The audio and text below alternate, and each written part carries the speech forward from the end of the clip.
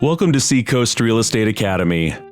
Today in our math tutorial series, we will be reviewing excise tax in a real estate transaction.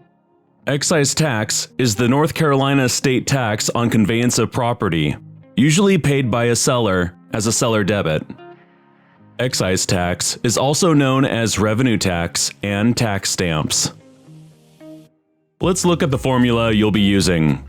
The formula is the sales price divided by 500, or any portion thereof. Please keep in mind, you should always round up to the next whole dollar amount. There should never be a point anything as an answer. Now let's put this into practice. How much excise tax will sellers Rob and Joanne need to pay at closing when the sales price of their home was $300,000? In this case, the formula will be $300,000 divided by 500. This will give us $600 in excise tax. Now what happens when the sales price is not divisible by 500? You simply round up the result.